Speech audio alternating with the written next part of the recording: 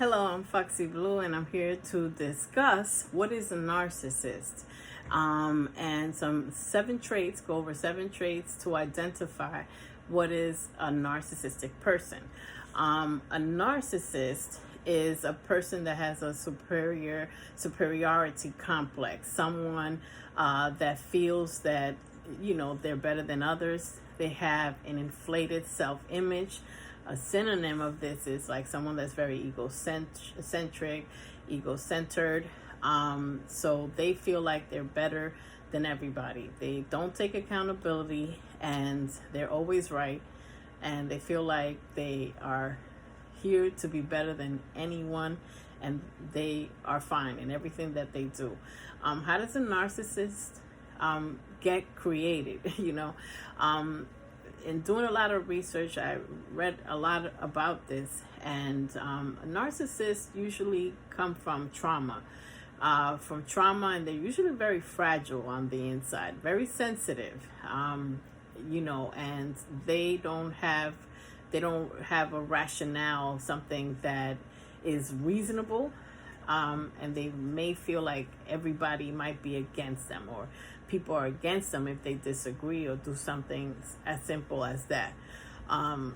So from trauma, being bullied, growing up, being made fun of, especially bullying. If someone was bullied, a lot of times, it might be the case where they grow up and may bully others, or someone might choose to break that cycle and to realize that bullying is wrong and that they don't want to inflict that on others. Now there have been some times where we may have traits of some disorders, like for example, anxiety. You might have had anxiety because you're nervous about something, etc. That doesn't mean you have an anxiety disorder. The same as a narcissist. You may have had some narcissistic traits, or someone angered you to the point where you didn't care, you didn't want to apologize, etc. And if you have those traits, that doesn't mean that you have a narcissistic personality disorder. Narcissistic personality disorder, NPD, is a disorder. If you have some of these traits, that's just, having some of those traits temporarily, but you're not a narcissistic person when you reflect and you take accountability and you say, I shouldn't have acted this way. So these are the 7 traits. The first trait is superiority. They feel like they are better than everyone. If someone doesn't feel like they are better and challenges them, they disagree. They never want to talk to them. They don't want to have this person around. They usually keep people around that keep praising them.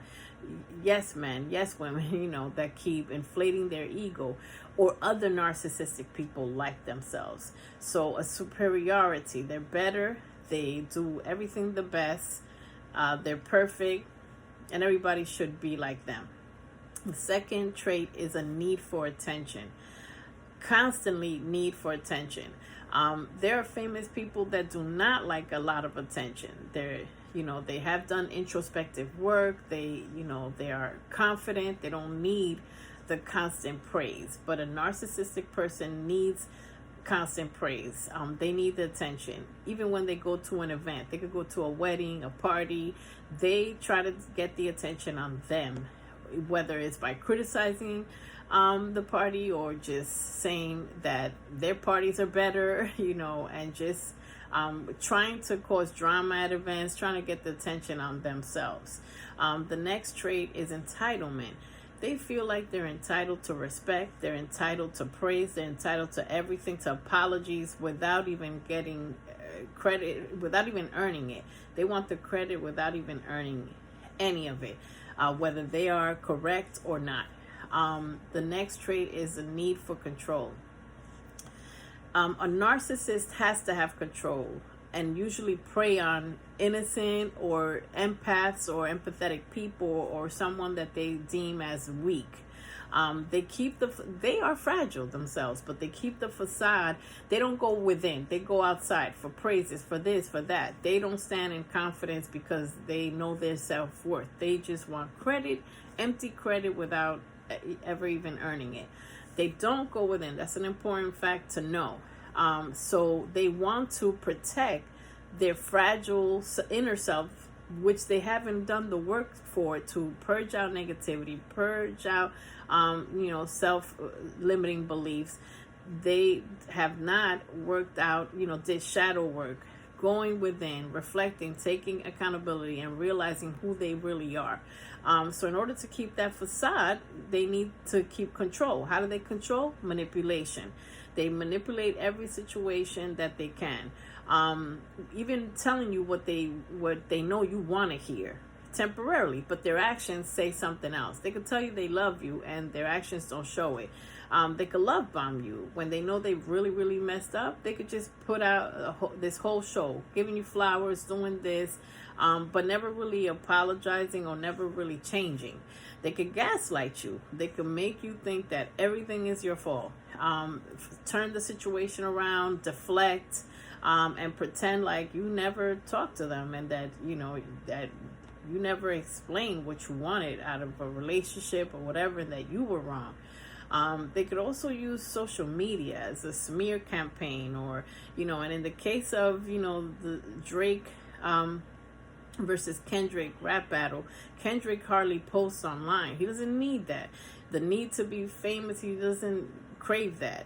On the other hand, Drake posts all the time, and sometimes some of his older posts have been questionable, and a little bit of showing that he's the best, and demeaning to other people.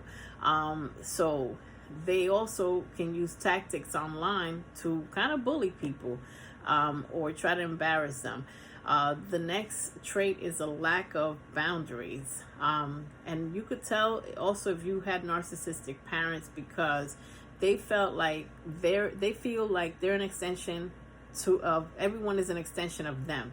So if a parent, for example, you have parents that were like, no, you have to be this, they're controlling, even as you already are, of age, college age, or young adult. They want to say, you got to do this career, you got to do that, you got to make me look good, you got to be a doctor, you have to be this, you got to be a lawyer. They don't feel like someone is their own person, their own choice. They feel like you got to do what I say, what looks good for me, what makes me look like, great, etc. So they will lash out, push back, etc. If a narcissistic person is if someone gives boundaries to a narcissistic person, they would just go crazy. They will lie, they'll push back, they will say anything. They will think everybody is wrong, pretend like everyone's wrong and that they are right. Or they will ignore boundaries. You could tell someone that's narcissistic, please don't do this, and they'll keep acting like they forgot that you had this discussion, like that you said, please don't do this to me. The next trait is they never take responsibility, and that ties everything up. Never taking responsibility because they're always right. They don't feel a need to apologize. They don't feel like they admit to doing wrong. So they make you think you're always wrong. And it can't be that way in any type of relationship where you feel like everything is your fault. They also have to protect the facade that they have, the fake facade. So they will blame everyone in order to protect that they feel sensitive about, they're very sensitive and vulnerable, most narcissists, but they don't like to show that. So they will push blame on anyone else.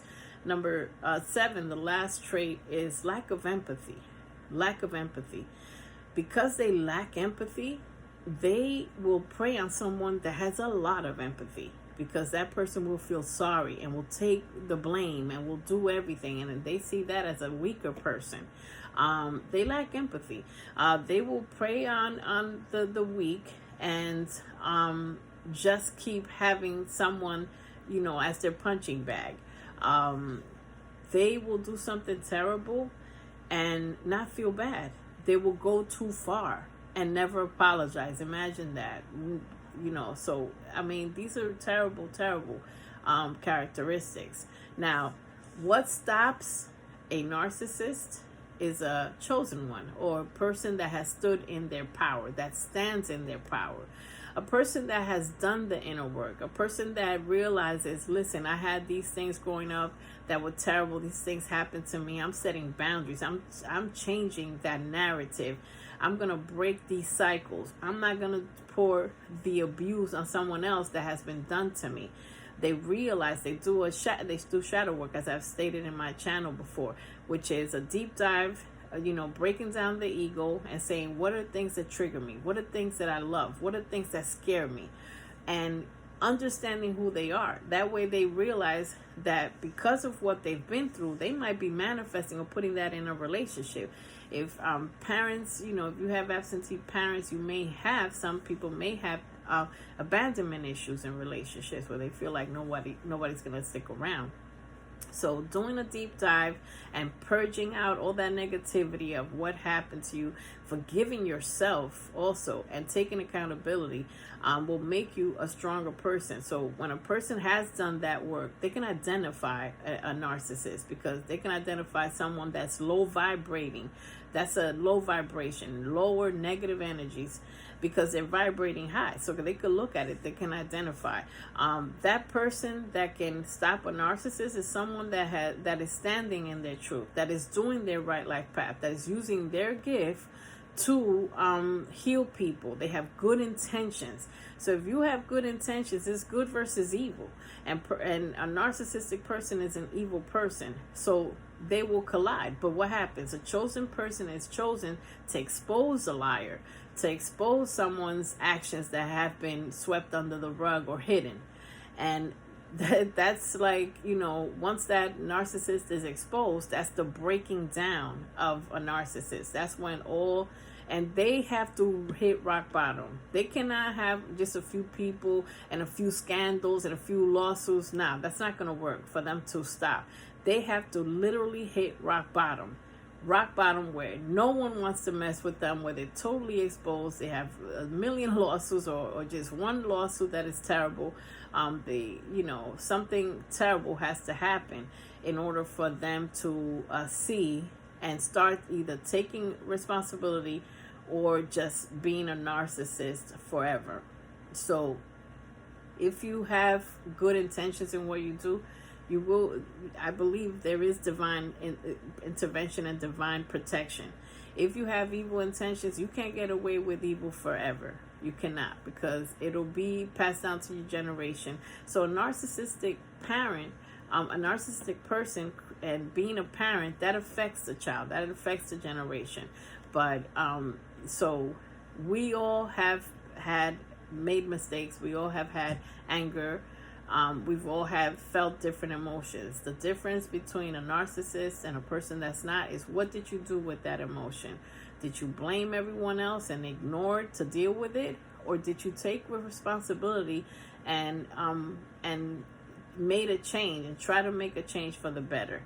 Okay, and also taking accountability. So these are some traits, and if you, of course, need some professional help, or you are feeling depression, or any symptoms of being in a mental health crisis, you should definitely seek the help of a professional. I am not a licensed person. I'm just bringing forth some information that I am interested in, and I've always researched, and just for discussion in this platform. But again, if you need help, you should contact a medical professional to help you, or seek therapy, or spiritual healing, so that you can deal with these issues and become a better person. Okay, this has been Foxy Blue, and for all your metaphysical needs and aids and things to help you with spirituality, you can visit or natural products that I create. You can visit my website, foxybluesecretgarden.com, or my Etsy shop with the same name, foxybluesecretgarden.com. Thanks.